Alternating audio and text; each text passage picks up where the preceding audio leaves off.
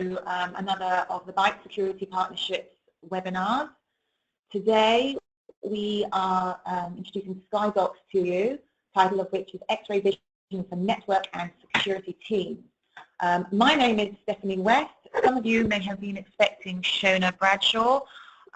She is taking a well-deserved break at the moment, having just had her second little girl, Megan. Mum and Bub's doing very well. So I will be with you for this webinar.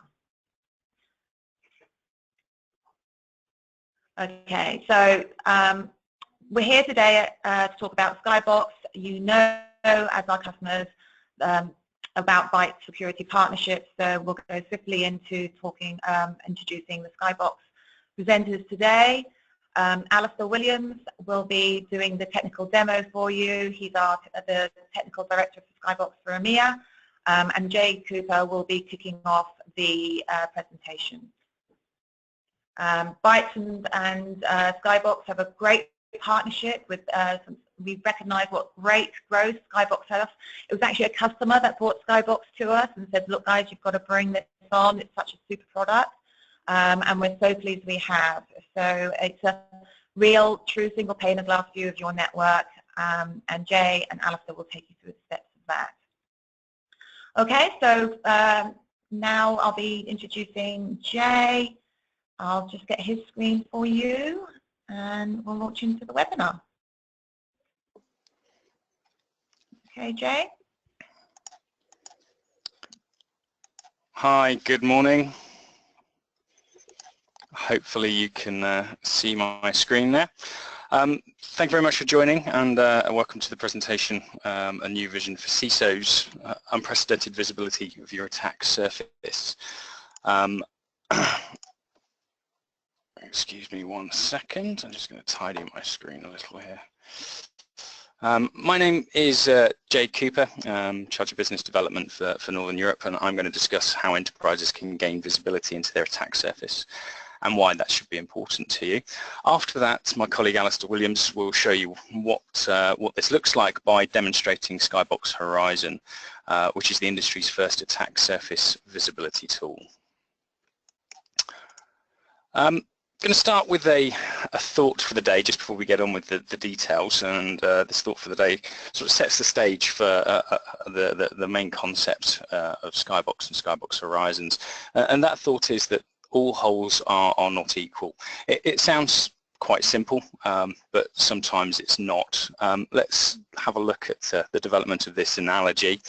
Some of you might have read some of these novels or seen some movies or with nautical stories, things like Horatio Hornblower, or the film Master and Commander with Russell Crowe, and I'm pretty sure most of you have probably seen the sort of Pirates of the Caribbean movies that are pretty big and successful. What's normally not made clear in these films or in these books is that during the big battles, when ships pull up alongside each other and start blasting away with their cannons, there's what we call as an unseen hero. And the unseen hero in these battles is the ship's carpenter.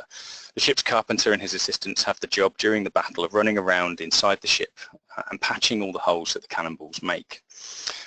And they do this by order of the captain. So if you're Captain Horatio Hornblower or Jack Aubrey or Jack Sparrow, one of the main captains in this, you want to make sure that your carpenter and his mates are patching the holes in a certain order. You want them to start with any holes that are near the powder magazine. If sparks go through these holes and get through to the powder, then the ship could go down. You know, one hole, one event, the ship goes, and that actually does happen, or did happen in real life.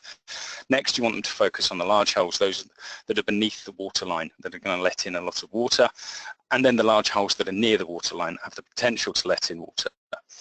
After that, you're looking at the small holes beneath the waterline, and then the holes well above the waterline. You don't want them to spend time in the heat of battle on those holes that don't pose an imminent danger. So in a naval battle, and much like in today's modern cyber battles, all holes are not equal. We'll explain this in a little bit more detail, and we'll come back to this analogy as we go through this presentation. So our webinar today takes this idea as a starting point and discusses how we go about fixing it. Every enterprise is full of holes. attackers can achieve their objectives by exploiting only one or a few of these holes. Defenders are automatically at a disadvantage because they have to cover the entire attack surface of the enterprise, and that can be extremely difficult. Even in a small to medium enterprise, that's a large surface to cover. If you can visualize the attack surface of your enterprise, you can prevent many data breaches and respond faster to threats and manage your IT and your IT security a lot more efficiently. But what exactly is an attack surface, and how can you visualize it? And even if you're able to visualize your attack surface, what exactly can you do with that information? And those are the questions we want to answer for you today. By the way, as we're going through this webinar, please do feel free to send any questions you have through to Bytes, and we can run through them at the end and address any other questions that you do have. So let's move on to that first question. What is an attack surface? The first part of that answer is that the attack surface includes the computing assets of the enterprise and their topology. By that, I mean all of the servers, all of the endpoints, the networking devices, and the security devices on the network, and also the paths between them. That includes the rules controlling the routing of communications, the access to systems and network segments. Those rules are what control the paths that are open to users and to the attackers, and which paths are closed to them. Depending on the size of the organization, the topology can either be relatively simple or it can look a little bit like an airline route gone crazy, as you can see from the bottom image there. Even if you're in a small to mid-sized organization, your topology is probably going to look more like the bottom image rather than the top image.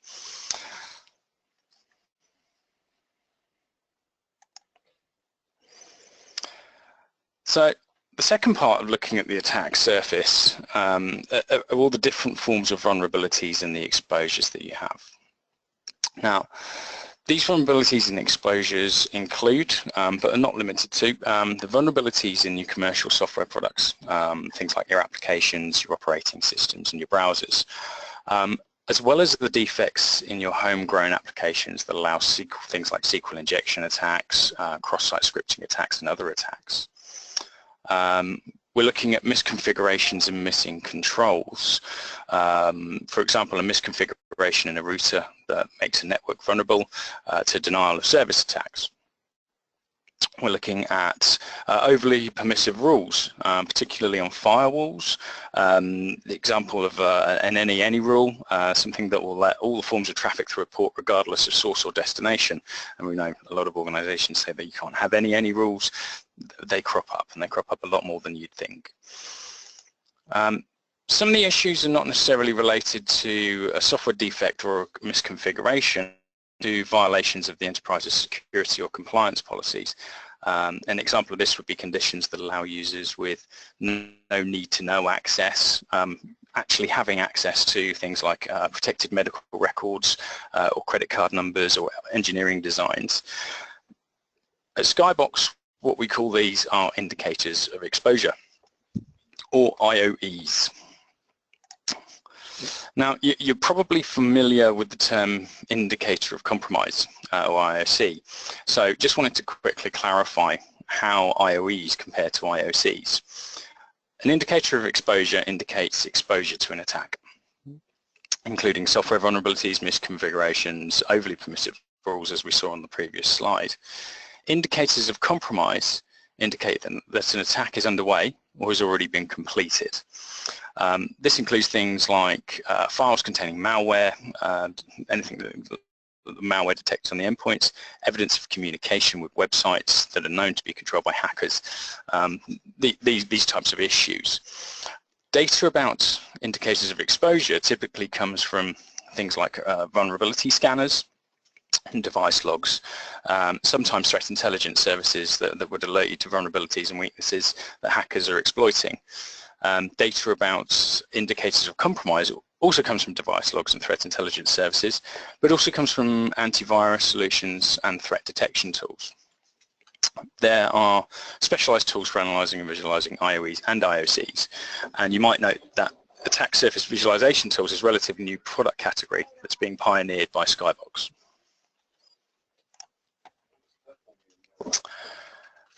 What does an attack surface look like to a cyber criminal or a hacker who is out to get us? An attacker might start by finding a vulnerability on an endpoint. In the scenario outlined on this slide, that's a workstation belonging to a business partner.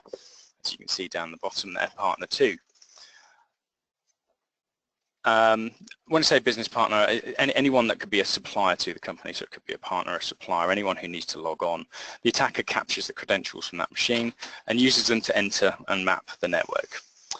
In probing the systems on the network, the attacker might find that the firewall protecting the financial systems has an overly permissive rule that does not block business partners. The attacker might then reach the servers running the enterprise's financial activities and frankly do some quite nasty things. It's worth noting that individually, neither the vulnerability on the endpoint or the overly permissive rule would normally be fatal. However, the combination can be very serious.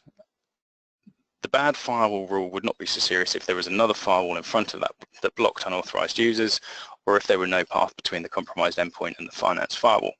But the bad firewall rule in this scenario is an example of an exposed vulnerability. That's a vulnerability that is accessible to outside attackers. And we'll talk about that a little bit more in a few minutes. So let's have a look at the defender's view. What does it look like? Frankly, it's not very pretty.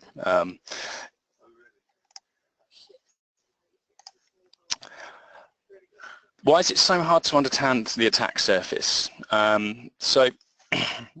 Firstly, it can involve massive amounts of data, thousands of servers, endpoints, devices, tens of thousands of vulnerabilities, firewall rules and policy rules.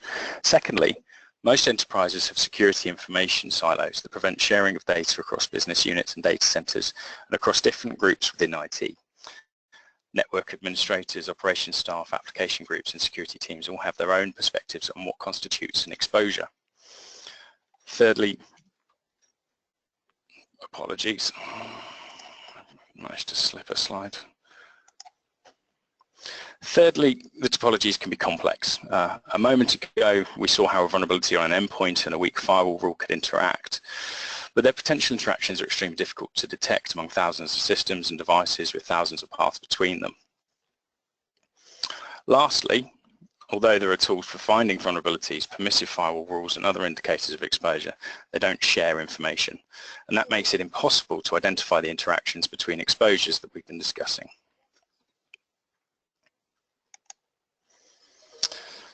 So, what are the consequences of these problems? There's a greater risk of data breaches because it's difficult to identify all of the exposures on the attack surface. Also, you can't prioritize them. As we said at the beginning, all holes are not equal. In addition, when a threat emerges, it takes a long time, often weeks, to identify and patch all of the relevant vulnerabilities, update overly permissive rules, and take other actions to remediate. Audit costs can be a problem. Auditors would like you to map the topology of your network, track progress of remediating rules, and periodically recertify your policy rules. But unless you can do a great job documenting day-to-day activities, it can take weeks to compile that information. And finally, most IT security groups know they need to do a better job in all of these areas, but they don't have the data to make a business case to justify the additional investment. Without the data, you don't get the resources that you need. Another way of looking at the situation is that security organizations have a lot of data, often too much, but they don't have the tools to manage security effectively. This slide shows some of the questions that managers would like to answer but normally can't. Managers would like to focus their resources on the locations, data centers or types of devices that have the most risks or the most severe risks.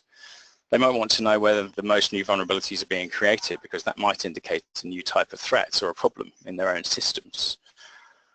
When an attack is discovered, they'd like to quickly fix the related exposure.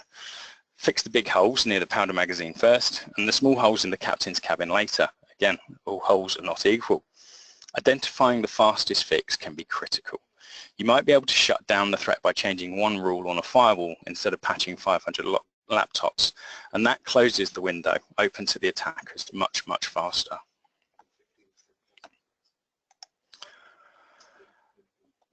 Better visibility into the attack surface can also help with operational and strategic management. If you see that a particular group is doing particularly well eliminating the misconfigurations and bad policy rules, you can share the best practices with the rest of the organization. Similarly, if you see that another group is struggling, perhaps you can allocate some training and assist in shared knowledge information with those that are succeeding. If you have insight into how well the organization is complying with policies, you can identify opportunities for improvement. And looking at the big picture, good management is about directing scarce resources to the places where they can be most effective. Visibility into the attack surface makes that much easier for remediation and threat response activities. So, what are the requirements of an attack surface visibility tool? What kind of tool can actually help us do these things? First, it has to be able to assimilate tens or even hundreds of thousands of data points, including assets, vulnerabilities, misconfigurations, and overly permissive rules. Secondly, the tool has to be able to correlate that data to reveal actionable intelligence, meaning it should uncover invisible attack vectors, prioritize all of these IOEs, and break down data by useful groupings and subgroupings. Thirdly, it should be able to differentiate between exposed vulnerabilities and run-of-the-mill vulnerabilities. A misconfigured server in an isolated network subsegment is much less risk than the same misconfigured server in the DMZ. Exposed to outside attackers, the exposed vulnerabilities are the big holes beneath the waterline. You need to look at topology, the IOEs together to differentiate exposed vulnerabilities from others, which is why so few enterprises can do that today. Finally, an attack surface visibility tool should be able to display key data in formats that are understandable to both technical and business-orientated viewers, to IT and line managers, as well as to security experts, so they can make decisions together. I'm going to pass over to my colleague, Alistair Williams. Alistair is going to run through a demonstration of Skybox Horizons. Pass over now. That's great. Thanks very much, Jay.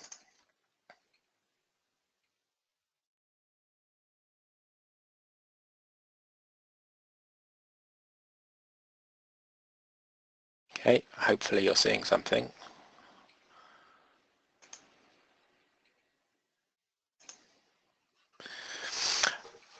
Okay, so just to introduce myself firstly, so good morning everybody, my name is Alistair Williams. I'm the Technical Director at Skybox covering Europe, Middle East, Africa, and I've been with Skybox now for around about 9 years. And prior to that I was with another IT security vendor for 13 years. My background's very much on the sort of network security space. So what we're going to be doing a demonstration of today is Skybox Horizon. Now Skybox Horizon is a relatively new module that we released around about a couple of months ago now, between one to 2 months. And really what we spotted was a gap in a capability for organizations to be able to visualize their attack surface at a high level, and then providing the ability to drill down into that data. You know, Skybox for many years, going back to 2002, has provided organizations with an analytics platform. And as Jay mentioned, you know, we build a computer model, we ingest the configuration data of the firewalls, the routers, the load balancers, all of the layer 3 network infrastructure devices in order to create that layer 3 computer model. Once we have that layer 3 model, we then also can layer on top additional data, for example, about endpoint servers, workstations, and what have you. And we can take that data from traditional network vulnerability scanners. We also have a mechanism using our vulnerability detector capability to derive or deduce vulnerabilities from patch management repositories. So patch management solutions like Microsoft SCCM contain sufficiently rich information from which we can learn enough about an endpoint, its operating system, the OS version, the service pack level, the installed patches, the missing patches, but also any third-party products that are installed in their versions. And with that information, we can then perform a lookup in the Skybox dictionary, which is some content that we provide on a daily basis, in order to actually understand what vulnerabilities exist in those applications and that OS that exists on that endpoint device. We can also take in information from CMDBs that describe which are the critical systems within the organization. And it's those data sources that then allow us to, you know, provide analytics using one of the 5 product modules that we have. Now, I know Jay didn't go into that in any great detail, so I'm just going to touch on that briefly. You know, we have 5 product modules, the first of which is firewall assurance. Firewall assurance is a module that analyzes just the firewall configurations, providing sort of 5 core capabilities. Firstly, the ability to track changes to those firewalls, who is making what changes and when, and how was the rule configured before the change and how is it as a consequence of the change. Secondly, we can look to optimize that firewall rule base. We can identify where there are shadowed and redundant rules. We can identify those rules that aren't being used, or those rules which are perhaps only partially being used, or perhaps where you've got, you know, quite large firewall objects like any or big ranges that could be refined down to something smaller based upon the access that we've observed. And then really we move into the sort of the compliance use cases of firewall assurance. So are there any risky rules? Is there excessive access?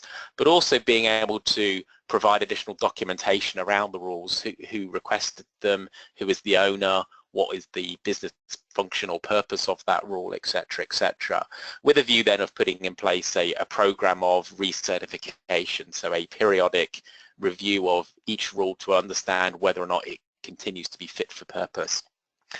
The second module is Change Manager. So this is a workflow for managing firewall change requests and objects. So that is the module will capture the source and destination from the requester, and then we will use the model to identify what changes are required and where, and whether or not the access is already permitted by one or more firewalls. But then going on to do a risk assessment of that, so validating that before the change goes in that it is indeed compliant with your security policy, but also that it's not going to be exposing any new vulnerabilities. So, you know, part of it is knowing what holes you have, but the other half is also making sure that as you put in place better process and better technology, that you're also ensuring you're not unnecessarily opening up new holes without having visibility of that and going through a proper business justification. The third module is Network Assurance. So Network Assurance looks at the big picture. It's the module that provides visibility over the network infrastructure as a whole. The fourth module is Threat Manager. This is the threat intelligence feed. This is the module that provides organization with visibility over the newly discovered vulnerabilities as they're discovered by, you know, the various product vendors. That information will be provided as part of the Skybox Threat Intelligence feed, and then Skybox Threat Manager will filter that such that it's relevant to your organization based upon the products, applications and technologies that you're using, but also ensuring that the right information finds its way to the relevant teams. The team that's responsible for the Exchange email platform isn't going to be interested in newly discovered vulnerabilities that relate to Oracle, for example, that's managed by the finance team. And then the final module is our vulnerability control module. This is the module that Skybox was founded on. This is the attack simulation, or the sort of exposure analysis module. This is the module that looks at the vulnerabilities in the context of the network topology, the security controls, the access controls, and any countermeasures that you might have in place, like intrusion prevention, to identify where you have those exposures that represent a risk to the organization. So those are the 5 different product modules, and really what Horizon does is to bring to the forefront the key issues across those 5 different product modules. Now what you're looking at here is an abstraction layer or a visualization layer of the underlying data from the Skybox platform. Now this happens to be broken down into sort of a geographic view. So what we're looking at here is that we've got a particularly large site, so each of these circles represents different sites that this organization has, and these are obviously configured in the underlying platform itself.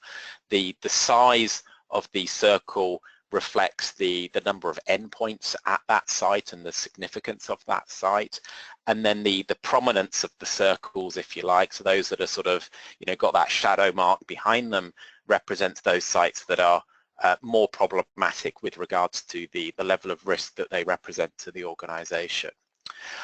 We can obviously zoom in and zoom out. we can, for example, go into the US as being an area of concern. And then what we're looking at here is the detail for the US site. Now, each of the segments around the circle represent a different area of analysis or analytics. So the top right-hand segment here is the segment that deals with risky firewall access rules. So this is being sort of fed into the visualization layer, if you like, via the firewall assurance module. The firewall assurance module is identifying which firewalls have which risky rules in accordance with the policy, and then is bringing to the surface the top 5 in this case risky rules across the firewalls within the environment. The second segment here represents unsecured device configuration. So this is really sort of a combination of firewall assurance and network assurance. This is our ability to look at the raw configurations of those devices to ensure that they are configured in accordance with the baseline or the technical standards. So, you know, a lot of organizations, when they deploy a specific technology, will have a baseline configuration. So if they deploy, you know, Cisco firewalls, they typically do them in a consistent way. So they have the same settings and parameters and values for the sort of the underlying configuration of the box. I'm not talking about the firewall rules here. I'm talking about the underlying device configuration.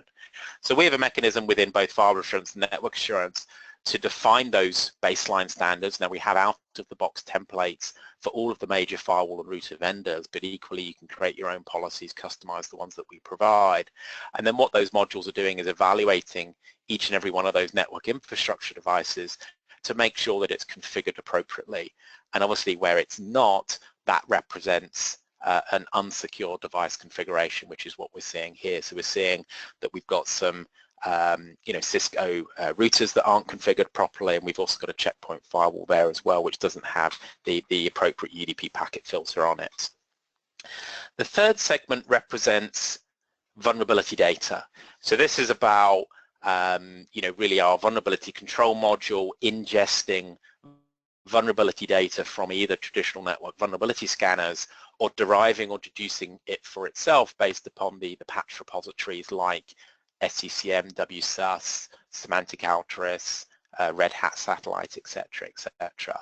Now, you know, we're really looking to spot where we've got high densities of new vulnerabilities and perhaps what is causing that increase in new vulnerabilities in certain parts of the organization. We then move into vulnerability density. So this is where we start to apply some additional analytics to that vulnerability data, looking at them in the context of the key business assets. So looking at the key business systems and platforms and the servers that make up those platforms to understand where we have high density of vulnerabilities in those key areas. And being able to spot where there are perhaps trends in that density. So is it related to specific technologies or operating systems and these types of things. And then last but not least, we have the vulnerability exposure segment. Now the vulnerability exposure segment is the one that is brought about through the attack simulation algorithm. So it's looking at threat actors, it's looking at the topology of your organizational network, it's looking at the security controls that you have in place, and it's also looking at the weaknesses that exist on the endpoints and servers, and also the key business platforms. So really what it's doing is, you know, actually quite straightforward. It's saying for each threat actor, what access is there into the organization? Now we can calculate the access because we have the firewall and router and load balancer configurations. We know exactly from any point on the network where that origin can get to. Now in the context of attack simulation, it's a threat actor or threat origin. So we first calculate which IP addresses are accessible and over which ports. Once we know which IP addresses are accessible and over which ports, we then correlate that with the vulnerability data. Now it doesn't matter whether that vulnerability data came from a scanner or whether it came from the patch data. We know what vulnerabilities exist, we know the IP addresses on which those vulnerabilities reside, and we also have visibility of the port on which that vulnerable application is listening. So at this point it's a simple correlation exercise between each and every one of the accessible IPs and the ports over which they can be accessed and the vulnerabilities that we know to exist and the applications on which those the ports on which those applications are listening. If we conclude that there are vulnerabilities on reachable machines, we then look at the pre-attack and post-attack conditions. So we look at what is it the attacker actually needs in order to exploit that vulnerability. Can they actually achieve their exploit across the network? If they have to be physically sat on the machine, then the attacker that's originating from, an internet perimeter cloud or over an SSL VPN isn't actually going to be able to exploit that vulnerability. So that's going to be a no-go. It's a hole that we're not going to be concerned about. If, on the other hand, it can be exploited across the network and perhaps they don't need to first authenticate, then we can exploit that within the model. Okay, this is all offline. This is all happening within the Skybox platform. It's not actually doing anything on the live network itself. Once we've concluded that a vulnerability can be exploited, we then look at the post-attack conditions. What is it the attacker has gained as a result of exploiting that vulnerability? What is their achievement? Have they got root level control of that machine? Perhaps they only have guest level access. Maybe they have no privileged access whatsoever, but perhaps they might be able to stop the service, stop the application that has that vulnerability, sort of a buffer overflow type exploit.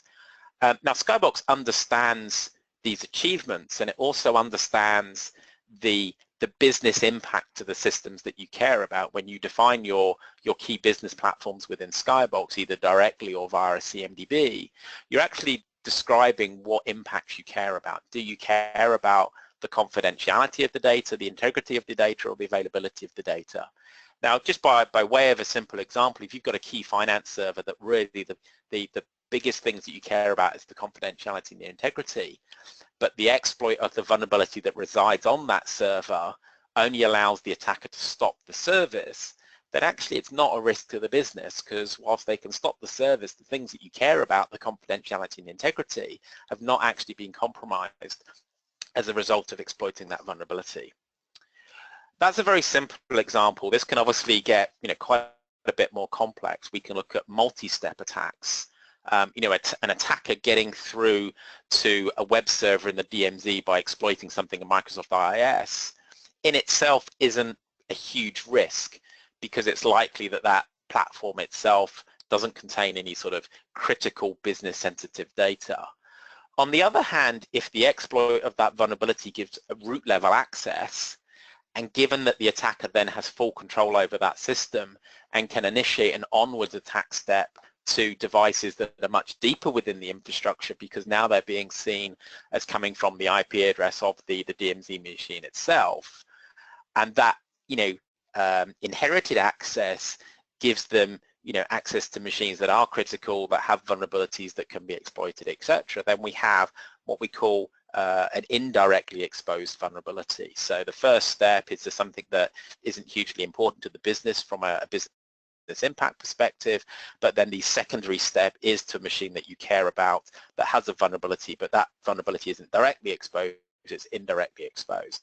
And that's really what this vulnerability exposure indicator of exposure is all about. It's about providing visibility over those vulnerabilities that represent most risk because they are exposed to one or more threat actors, and they are either directly exposed or perhaps indirectly exposed, as opposed to vulnerabilities that may exist on endpoints but are inaccessible. So a really simple example of that might be you've got a web server in the DMZ, the web server is listening on port 80, there's a vulnerability in the application that's listening on port 80, but the firewall immediately in front of it doesn't allow any access to that device over port 80. So whilst that vulnerability exists on that machine, and it may have a critical severity, it doesn't actually represent a risk because it's inaccessible. There is no exposure. So it's not a hole that you care about in this term. Now, we're not saying don't patch that, but what we are saying is, it shouldn't be a high priority. The high priority one should be the big holes, going back to sort of Jay's analogy with the ships. So now from here we can obviously drill down, so we can go into the US site itself, and what we're seeing now is the sort of the sub-regions or cities in this case. We've got New York, Los Angeles, and again we can drill into those. So again, now for New York, what we're looking at is the risky access rules, the unsecure device configurations, etc., and then we can drill down into that, and we can basically keep going down into the model until we really basically get to the physical infrastructure, the underlying devices and network segments that make up those sites and cities that we drill down into. Over on the right hand side here, there is a way that we can filter the information. So if we're only concerned with sort of orange and red issues from a severity perspective, we can click that, and obviously that filters out a lot of the other information. And likewise, if there are particular indicators of exposure that we're concerned about, for example, just vulnerability exposure, again, we can filter out the other ones here as well. So that really is the demonstration of Horizon. So hopefully that's been useful. Now what I'll do is I'll hand back to Stephanie, who I think has got a couple of questions that have come through from the participants of the webinar, and we'll take those now. Thank you. Great, thank you very much, Alistair and Jay. Okay, we've had a few questions that have come in. So keep them coming, because we've still got a bit of time and I can read them out. So the very first one I've got is, can you tell me more about how Skybox works with the Amazon cloud? Okay, good question. Somebody's obviously spotted Amazon cloud over on the left-hand side here. So Skybox released a connector for Amazon virtual private clouds about 6 to 9 months ago now. Basically, when we import the configuration of a device, we have what's called a connector. So for something like a checkpoint firewall, we have a connector that uses the OPSEC application to connect to the checkpoint management platform, whether it be Smart Center or Provider One, and then we use that API to retrieve the configurations of the managed devices. What that connector gives us is basically the vendor-specific representation of that device's configuration, which we then normalize into the Skybox data model such that we can then do the analysis that we do. Now we've got connectors for around about 100 different devices currently. So we've got, checkpoint firewall, Cisco, Fortinet, Palo Alto, Juniper, many other firewalls, routers, load balancers, etc. Obviously, we've seen an increasing adoption of cloud-based services, particularly in enterprise organizations. And it became clear that whilst the business applications were being pushed out to the cloud, the same level of governance and risk assessment and due diligence, etc., needs to be applied to the cloud as it would were that business application hosted in a traditional data center that organization had. So what we did is we built a connector that uses the Amazon API to retrieve the configuration of the customer's virtual private cloud, the VPC. Now obviously a customer may have multiple VPCs, in which case we would just import all of the VPCs and we would see those represented down at this level. I don't have an example of that here. And really there's two purposes of representing that within Skybox. One is to understand the connectivity between the organization and the Amazon cloud, so to look at like the VPN connectivity and understand what that connectivity is, what access is permitted over that VPN for sort of out-of-band management, but also to understand what other access there is into that customer's VPC. Now, obviously Amazon is a little bit different to sort of traditional firewalls through the use of sort of micro-segmentation. A typical firewall is controlling access from a sort of a north-south perspective. So traffic is routed through a firewall, and the firewall will have ACLs that allow an IP address on one side to talk to an IP address on the other side. Amazon's a little bit different, as you probably know, but I'll just, for those that don't, just sort of briefly touch on it, in that it has what they refer to as micro-segmentation, or specifically in Amazon terminology, security groups. Now in Amazon, you may have a collection of servers that exist on the same local area network. They exist within the same IP network, okay? Now in a traditional physical network, any machine that exists on the same IP network typically can talk to any other machine on that same network, because there's no security controls within the LAN itself. Now Amazon's different. Amazon is different in that whilst two machines may belong to the same virtual LAN and have IP numbers on the same network segment, they could actually belong to different security groups, and the fact that they belong to different security groups means that they may or may not be able to talk to one another. It will depend on how that security group is defined.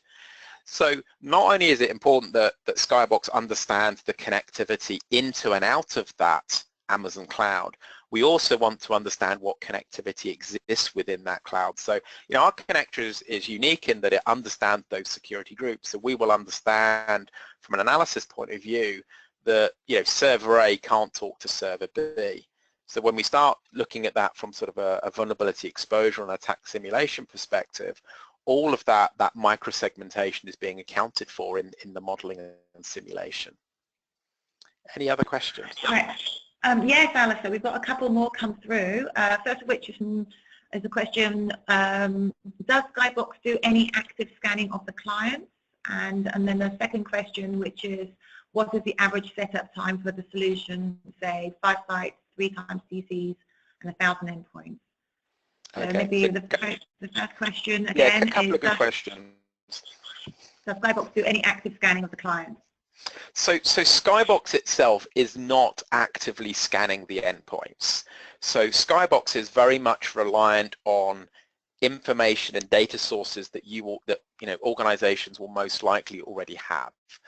So in the case of building up a picture of an endpoint, there are 3 main sources that we would use for that. The first is traditional network vulnerability scanners, so the likes of Qualys, mCircle, Foundstone, Outpost 24, Nessus, Rapid7, all of these types of solutions that are actively scanning and will explicitly tell Skybox which machines have been discovered, the ports on which they're listening, and any vulnerabilities that they found. So that's source number 1. Source number 2 is a patch management repository. So, this would take into account the likes of Microsoft SCCM, WSUS, Semantic Altruis, Red Hat Satellite, these types of capabilities. So again, Skybox itself is not actually touching the endpoint, but those patch management solutions are. And what we're doing is simply taking the feed from the central patch management repository. And then the third and final source of information is some kind of CMDB, something that describes or provides additional metadata about endpoints. Now there's a variety of different solutions out there for sort of managing CMDB type information. So think of it kind of like a Venn diagram. So you've got the overlapping circles. You've got a circle that represents scan data, a circle that represents patch data, and a circle that represents CMDB. And they're sort of overlapping one another in a sort of triangular shape.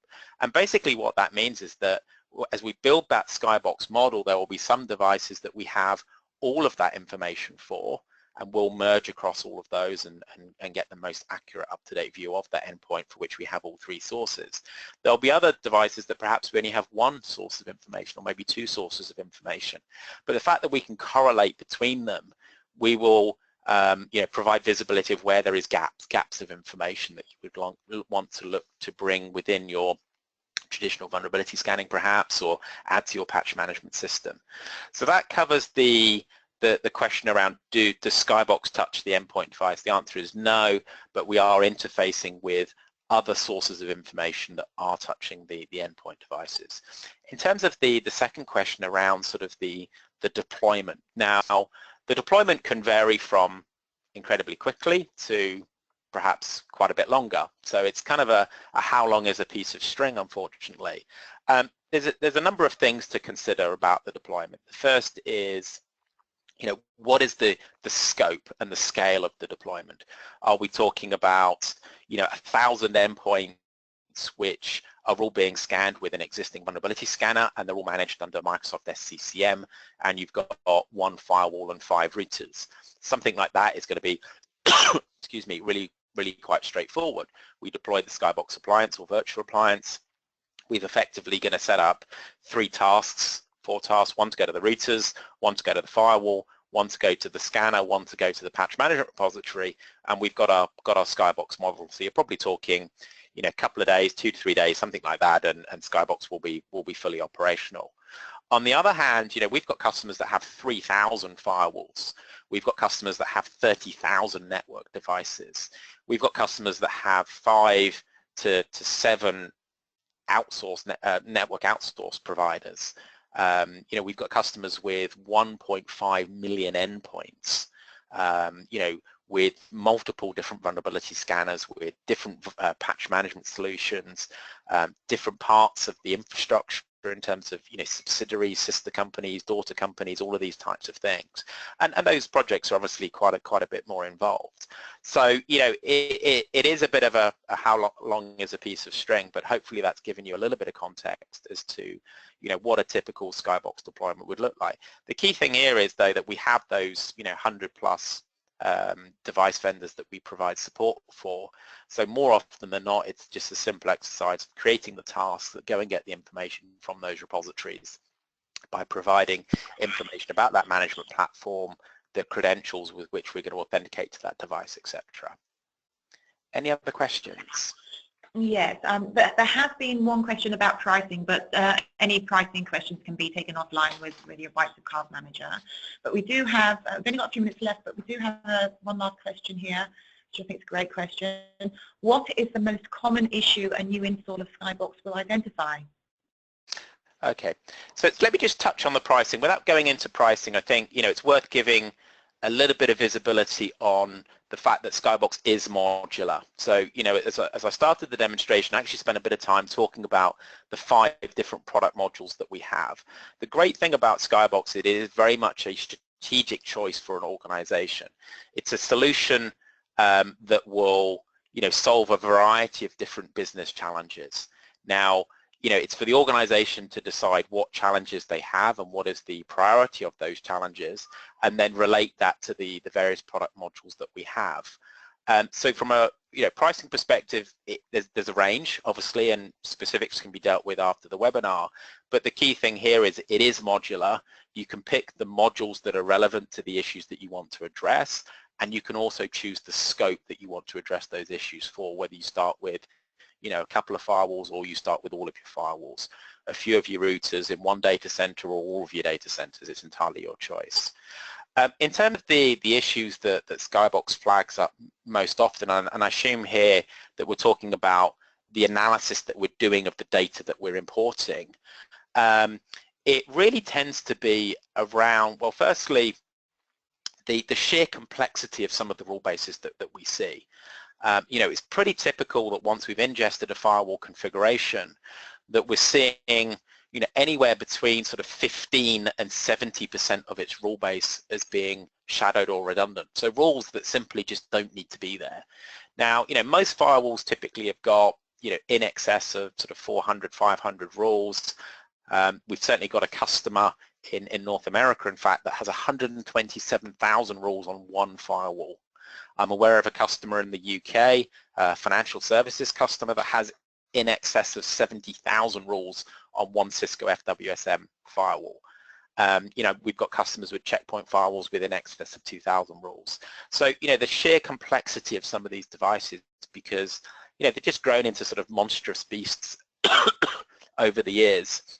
And they just keep adding new rules, because once it gets to a certain level of complexity, you can't make head nor tail of what's already there. So when somebody asks for access, you just, you know, plug in a new rule and hope for the best. So, you know, that initial analysis can be actually quite enlightening in terms of, you know, figuring out where the shadowed redundant rules are, beginning to analyze perhaps which rules aren't being used. And, you know, we see you know, large numbers of rules. Again, a financial services customer last year removed 64,000 rules across their firewall estate because they just weren't being used. But also the number of sort of any rules, you know, just bad rules that are providing excessive access. So that sort of covers the firewall assurance side. On the risk side, you know, it's surprising how many exposed vulnerabilities there are within an organization, or where there are, you know, big gaps of data. So for example, where we can identify which machines are accessible from the internet, for example, but we just simply, there is no vulnerability scan data for those accessible machines. So, the customer thought that they were scanning everything, but there's a big blind spot. There's an area of the network that they just don't have the right level of information for. So Skybox can provide visibility of that gap, and then obviously there's an exercise then to fill that void of information such that the appropriate analysis can happen. Any other questions? Okay, I think we've got a good question here just to finish on. It's about information on your website. Do you have a list of data sources Skybox supports on your website? Absolutely. So for those of you that have not been to our website, recently we've just completely refreshed all of the Skybox website itself.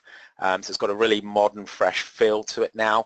There's a lot of great videos up there as well that contain demonstrations or discussions on a variety of different topics. But also, if you go under the support section, down to the resources within that support section, there is a PDF that you can download that lists all of the different data sources that we provide support for, and that is broken down into sort of the main areas. So there's an area for firewalls, lists all the firewalls that we support for routers, load balancers, scanners, patch management. So it's broken down into the different types of technology, and then within each of those there's the list of devices that we provide support for. If there is anything that you have that isn't on that list, please do reach out to us, because sometimes we have things squirreled away in our kit bag that we use for one or two customers, but they've not kind of quite made it into the product for one reason or another, and we can certainly provide an indication as to whether or not sort of there's a connector for that, or the level of effort that would be involved to build a connector. So we can build connectors usually within a few days for a new device, and then look to add those into the product as well. Okay, that's super. Well, thank you very, very much, Alistair, and also Jay, for taking the time to present to Bytes customers. And also thank you to all our wonderful customers who took the time to watch. I'm sure there's plenty more questions, so feel free to give your Bytes account manager a call. We'll be sending a copy of the webinar out to you after the call, and we'll also put one available on our website. Yeah, so thanks very much, everybody, and it's a beautiful day out there. Have a great rest of your Tuesday, and thanks again. Goodbye. Thank you, everybody.